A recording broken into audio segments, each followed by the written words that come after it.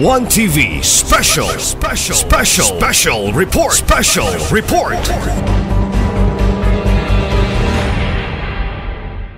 29, Tulba Loveline Payot. Number 30 is Garcinas Roland Pequit and Garcinas Princess Dausan. 31, Detalia Choderic Tulba and Bregula Cristina Pasco. 32, Bustamante Adrian Arobo and Bustamante Marichel Sumayang. 33, Mamentod Lope Jr. Magantines and Istender J.B. Parojino. 34, Pulbos Judith Tablada, followed by Pacalyoga de Zil Ferren.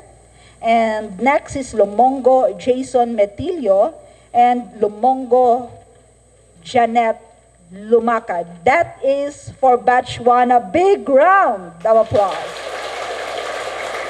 Thank you very much. I will now be introducing the names for the batch 2 sa atong mga beneficiaries sa Malaubang Urban Poor Housing Village. Katakutan Jose Tatsado and Martinez Alona Torbizo. Lontayaw Rajan Ruiz, Sukib Jesamea Tulba. Number 3, Lontayaw Remelito Ruiz and Oren Grace Lara. 4, Baguio Roger Macarial and Baguio Delia Abalias. 5 is Bala Jason Simbahon and Bala Rayan Sasing.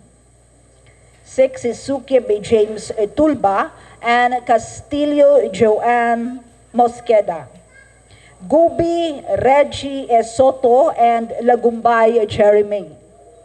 Number 8, Otok Nicolas Sevilla and Otok Vivian Gobe. Number 9, Ahias Antonio Ajero and Ahias Winnie Agan. Followed by Estoconing Julieto Istorco and Estoconing Virgie Lasula. 11, Obina Elijon Tumapon and Lasula Lilia Atong. Continuation with batch 2, Zarok Edward Reselusa. Next is Akit Mike Manginsay and Ortiz Lailani Labucana. Cuabo James Lee Castillon and Cuabo Enaria Turio. Next is Mofan Glean Condiman and Mofan Naiflor Endrina. Ingracia Randy Maglangit and Ingracia Jocelyn Sencio. Cuabo Solidad Castillon and Cuabo Manuel Castillon. Next is Malinaw Erenio Hiuman and Malinaw Irene Sembahon. Detalia Chudulo Jr. Tulba and Detalia Perlita Redoble. Patagok Romeo Catani and Literato Glemar Sanico.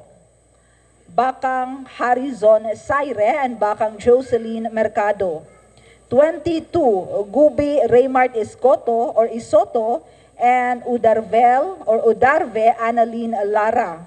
23, Bugsangit Rogelio Digones and Bugsangit Evelyn Saavedra. Medina Melvin Cabanes and Medina Welin Rodriguez. Inanod Christopher Malubay and Inanod Janeth Paclar. Simbahon Silvestre Takan and Simbahon Erlinda Akuram. Pasco Crispin Jr. Minky and Aklo Rosie Dapo. And the last but not the least, Lominket Patricia Agad and Lominket Leonardo Agad Jr. A big round of applause for batch 2. Thank you very much. We will now have the ceremonial turnover of the deed of conditional donation. So dili man nato mahurot og paaritanan, and because this is only ceremonial, so mutawag lang ko og 5 from the batch 1 and 5 from the batch 2. So we'll start with the batch 1, the first 5. Okay, para sa tong ipahigayon nga ceremonial turnover of the deed of conditional donation. And then probably, Mayor, i-appeal na lang po nato og distribute ang atong ihatag. So, i-announce na lang po namo nga dili man nato human og distribute. Iuna lang, himulan sa nato ang ceremonial, and then right after mo adto man ta sa Malaubang for the blessing. So, katong mga dili makadawat sa ilahang conditional deed o conditional donation og sa ilahang regalo ang inyong financial nga gift gikan sa Asenso Ozamis administration og ni Kong og ni Gov Henry. So balikan na lang sa Treasurer's Office. Okay ra mo ana? Okay, so ang first 5 sa ato ang batch 1, please come over. Junio Julie May. And then Mahawan Lito, Loreto Wilfredo, Kalunsag Ranilo, and Ma'am Rosemary Desina. So, monis lang first 5 sa ato ang batch 1. So, magsunod lang ta og lingkod according to the order sa pagkatawag sa inyong pangalan. So once again, that's Junio Julie, to be followed by Mahawan Lito, and then Laureto Wilfredo. Number 4 is Kalunsag Ranilo, and number 5, Mama Rosemary Desena.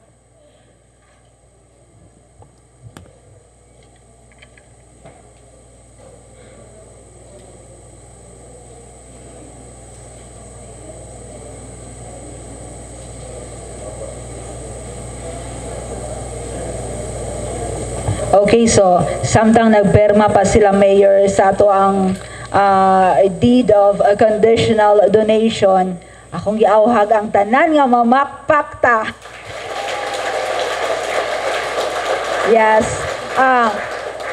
Akong giingon kaganina nga this is only in Ozamis. Bisag asa magyud ta, moana sila nga this is too good to be true. Katong atong housing project in Lamaan, and then yours in Malaubang, especially yours in Malaubang, kay mutanaw sila sa Lamaan, condo type man gud siya, whereas yours is single detached nga houses. So ang magtan-aw nga walay ilahang kaugalingong balay, maibog yun.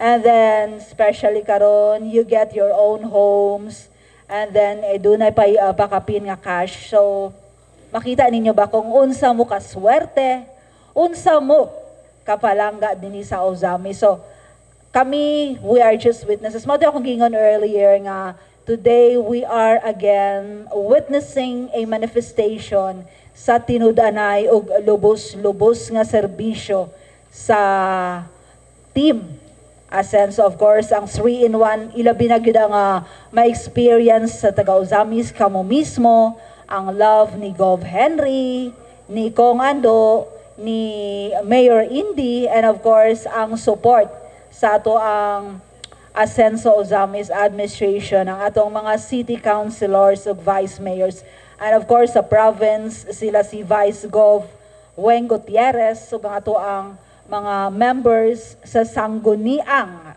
Panlalawigan.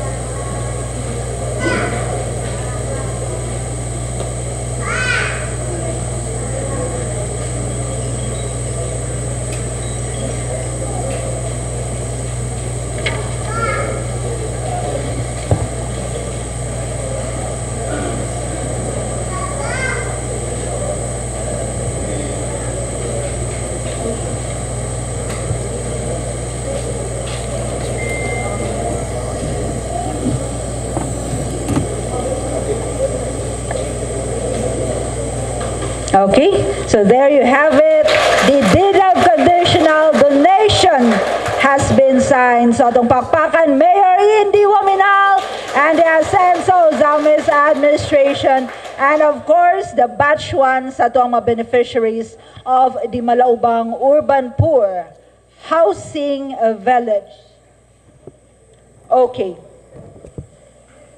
So ang atong first 5, mudawat po sila. Ceremonial lang niya, kaysa ako nagingon earlier, dito na lang tamo ato sa Treasurer's Office para sa ato ang cash gift gikan sa Ascenso Ozamis administration kay Mayor Indy Kongando o ni Governor Henry Waminal. There you have it, the batch 1 beneficiaries uban ng ilahang deed of conditional donation. Tawagon na sabnako ang second batch, ang first 5 sa batch 2 nga mauna sa imudawat para sa tuang ceremonial turnover sa deed of conditional donation and of course ang ilahang cash gift gikan sa team Ascenso. Okay, we will now have the batch 2. Please come, please rise and come forward as your name is called. Okay.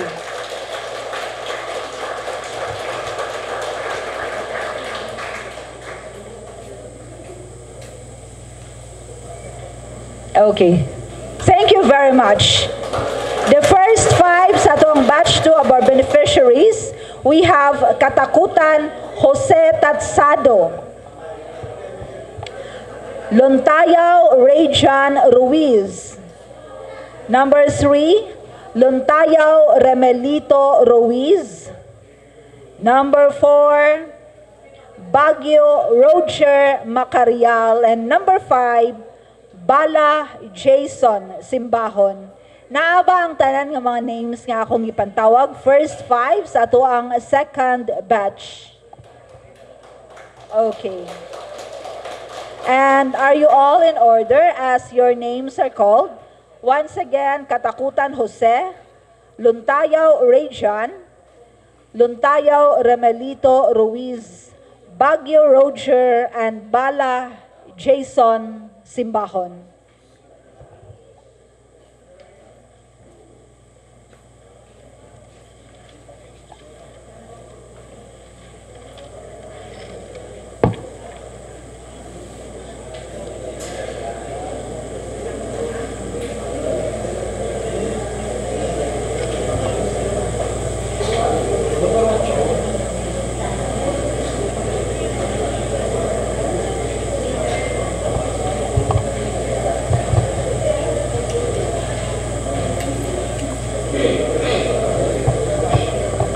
So once again, ladies and gentlemen, we are now having the ceremonial turnover and the signing of the deed of conditional donation for the batch 2 of our Malaubang Urban Poor Housing Village Homeowners Association. So last 2021, doon na tayo nahatag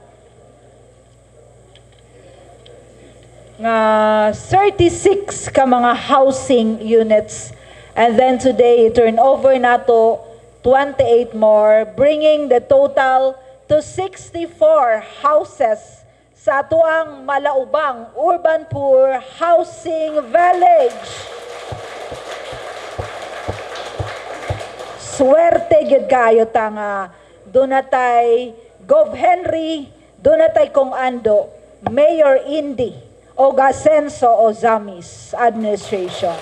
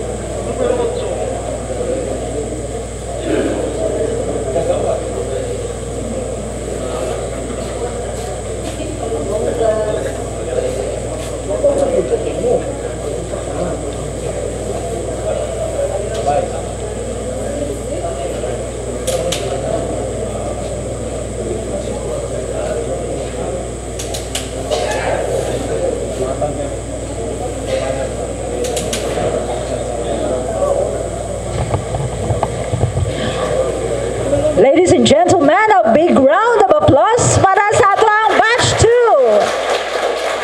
2. Congratulations, homeowners. Ako na lang po nga i-reiterate ang giingon kaganina ni Mayor Indy o ni Vice Mayor nga this is a once in a lifetime experience. Diri ra na sa Ozamis, so ato agyod nga ampingan ang atuang mga housing units. Once again, congratulations.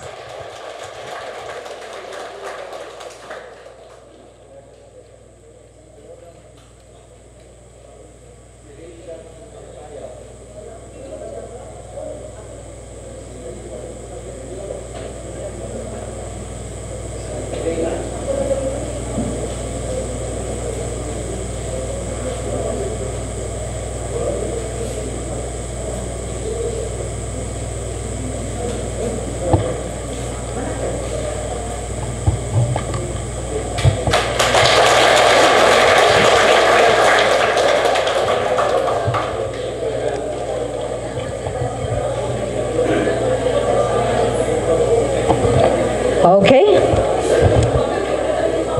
So there you have it, ladies and gentlemen, the very successful turnover and the signing sa tuang deed of conditional donation. Naana ninyo karon ang inyong mga papel nga magpamatuod nga kamunamoy na nag-iya sa inyong malaubang urban poor housing. Congratulations once again, beneficiaries.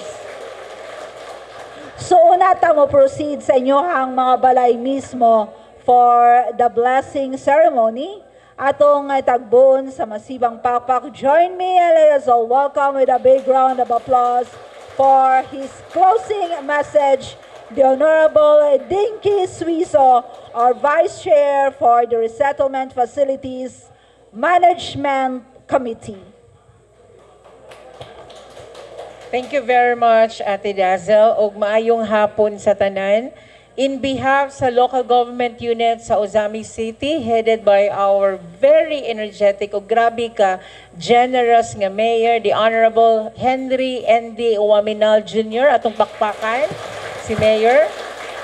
And also our City Council nga tanan kompleto gyud karon, headed by our Vice Mayor, the Honorable Simplicia Bibineri.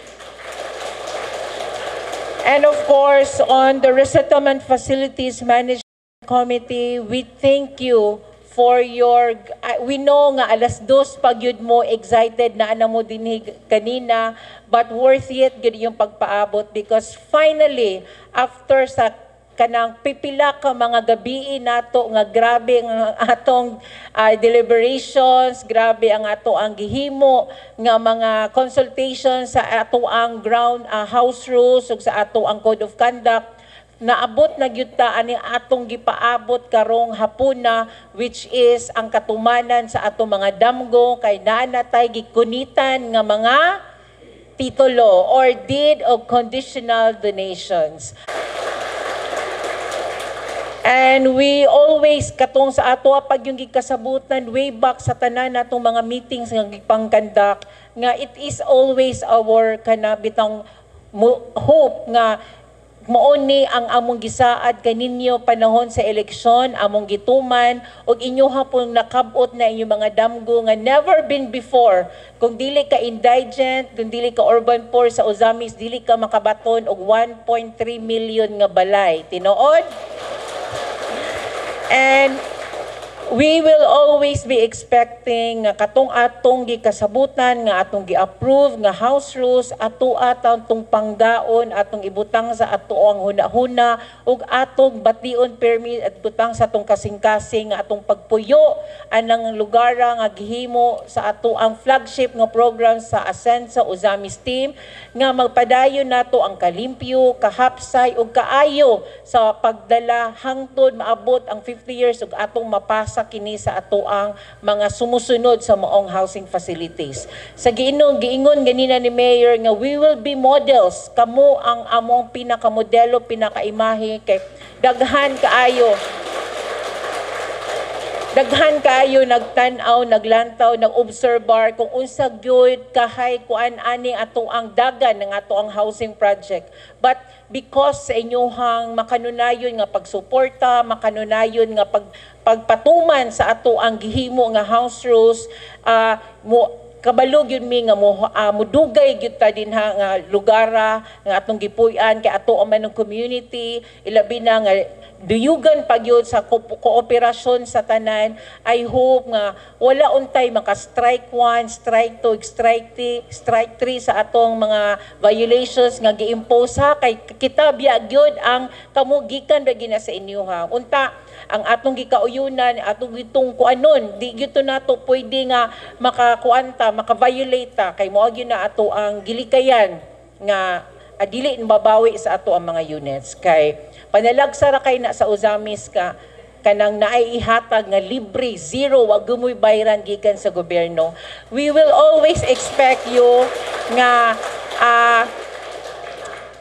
magpadayon gihapon ng iyong kabuutan, magpadayon ng pag-cooperate para pod makita sa uban nga ning asenso na gyud ang Ozamis. Kay dili gyud na mabati sa Ozamis nga ning asenso kung ang matag pamilya na wala nagkasinabot, na ay conflict, matag usa wala ning asenso, matag kooperasyon sa matag community, dili magmalambuon. Mao nang kung makita nila ninyo ang amuang naghihimo nga mga proyekto nga maayo pagkadala, kining tanan mo reflect gud ni sa team asenso nga nindot gyud ay pagkadala. Dili mi mo asenso kung ang matag resident or beneficiary wala ning asenso. Magtinabangay ta kay kitang tanan dungan pagkuha o pagkabot sa atong gimithi nga progressive city ang asenso Ozamis. Again, gikan si LGU, daghan kay salamat kininyo, and we wish you all and hope for the best and keep it up. Kitang tanan musyagit og asenso Ozamis.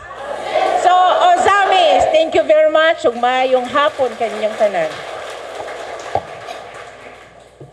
Thank you very much, Cons Dinky. Once again, thank you, Mayor Indy, Vice Mayor Bibeneri, o ang ato ang mga konsehales sa Dakbayan.